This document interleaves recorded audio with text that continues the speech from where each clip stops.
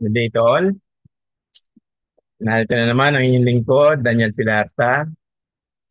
Sa anong part na ba tayo ngayon? Part 13. Okay, yung previous part natin of course is part 12. Ngayon ay 13 na tayo.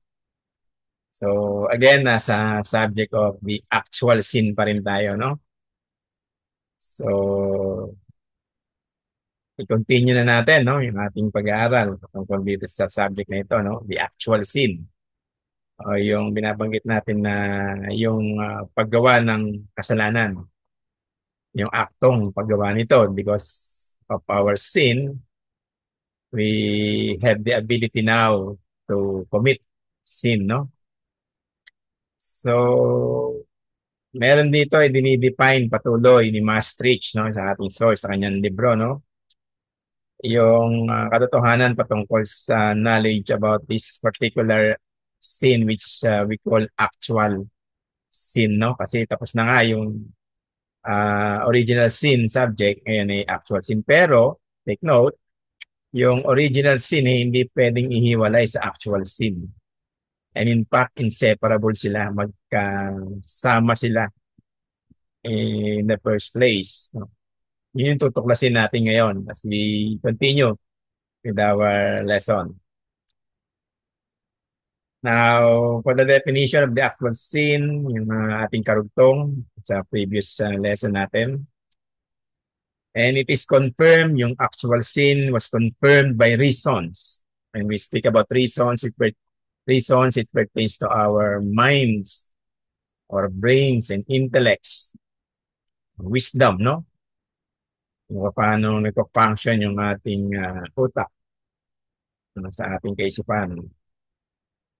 Okay, it is confirmed by reasons. One, it says here that for birth follows from the womb, the effect from its cause, the fruit from the tree, and a grape is not gathered from thorns, nor a fig from thistles. A rotten tree brings forth nothing but evil fruits, nor can it bring forth other fruits. Makikita ito sa Matthew chapter 7 verses 17 to 19. Ang ibig sabihin dito ni Maastricht, yun daw actual sin ay hindi na procreate, it was not produced, no? Yung actual sin, it was not produced by any other source other than yung original sin niya. Kasi yun daw original sin, sabi ni Maastricht dito, ay hindi naman magbubunga ng anumang magandang bagay, hindi magdudulot ng any form of goodness. And in fact, ang binubunga ng original sin, yung kasalanan ay kasamaan. Evil thoughts, evil imaginations, evil things. So yung actuality ng original sin, which we call the actual sin, ay nagpo-produce, nagbubunga ng kasamaan. Okay? So hindi naman pwede raw yung bunga ng isang puno na nabubulok ay magbunga ng isang mga bunga, mga prutas na magaganda, mainam, mahusay, kaaya-aya, no? Siyempre, yun daw na bulok na puno ay magbubunga ng bulok ding mga fruits. Okay? So sabi dito, nor is this immaterial. Yun daw actual sin is not an immaterial things. Ano ba ibig sabihin ng immaterial? Is this immaterial. Ang actual sin in fact is yung opposite ng immaterial, yung material things ito. Nakikita through our naked eyes, nararamdaman ito through our senses. We feel natin, no? Na-experience natin yung commission of the actual sin. Okay? So yung omission and commission, matututunan natin yan as we go along with this study. Okay, so it is in fact, actual sin is a material thing. No? Easily seen, Sabi niya, conspicuous, madali itong ma-determine, makita. Kitang-kita ito ng ating mga mata. Okay. Second, for one's original righteousness is removed. So yung actual sin ay bunga ng pagkawala ng original righteousness ng isang tao. Okay, balikan natin, review natin yung original righteousness. Di ba nabanggit na natin last time yung original righteousness, ito yung tinatawag na perfect or rather sinless perfection nila Adam and Eve during the time na sila ay hindi pa nagkakasala. Before they fall into sin, again, they have this original righteousness coming from God by virtue of their creation through the image and likeness of our Lord, of our God, of our Creator, of course. So, meron original righteousness by virtue of their creation in the likeness, no, in the, sabi nga, image and likeness of God. Kaya sila ay kinreate ng God na mga perpekto, walang kasalanan, at sila ay perfect, they are perfectly obeying God's law. Yung covenant of nature o covenant of works ay nasusunod nila, no? Na-obey nila. But nung pumasok na yung temptation in the Garden of Eden, no? Na-deceive sila, kaaway ng devil, ay nag-fall sila into sin by disobedience nga of the law of God, of course. Yung original righteousness, yung sinless perfection, yung wisdom ng God na wala lahat ito, nabura, naalis. And once the original righteousness is removed, by which all faculties were to be directed, no? Lahat ng members ng isang tao, kagaya ni Adam and Eve, sa kanilang faculties ay nawala yung original righteousness, nawala na yung kanilang wisdom coming from God, at hindi na sila perfect. In fact, naging sinners sila. Okay. So it follows such a defect by which it happens that when those faculties are directed to something moral, that the very inclination is morally evil. Ngayon, yung mind nila na dati before the fall, before they fall into sin, ay kaaya-aya, sa paningin ng Diyos, nakakasunod sila. They are having this moral goodness coming from the Lord. Yung morality, perfect. Ngayon, napalitan ito ng imperfection. Naging mga immoral beings na sila. At ang inclination ng kanilang minds and intellect and hearts, no, ay papunta na doon sa paggawa ng masama. The inclination is to moral evil. Nandun yung condition of moral evil. And from it, furthermore, arises all manner of actual sin. Ngayon, doon na pumapasok in definition ng actual sin. Because of that sin, no, original sin nga, ay puro evil na lang, ano, pumapasok sa isip ng mga tao because of sin.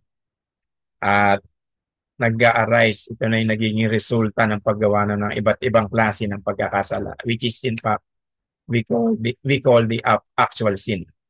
Actual sinning. For a mind blind from the privation of light easily admits all sorts of errors, and a will already averse to God burns with love for itself, for depraved desires apart from God. So apart from God, apart from the wisdom of God, apart from the presence of God, ang nagagawa ng mga tao ay gumawa ng kasalanan patuloy sa pamumuhay sa kasalanan. Kasi yung original righteousness na wala na coming from God, nawala na yung sweet fellowship, intimate fellowship ng tao sa Diyos. Nagkaroon na nga ng harang, barrier. No? May mga obstacles na among other things. So, evil arises from that sin.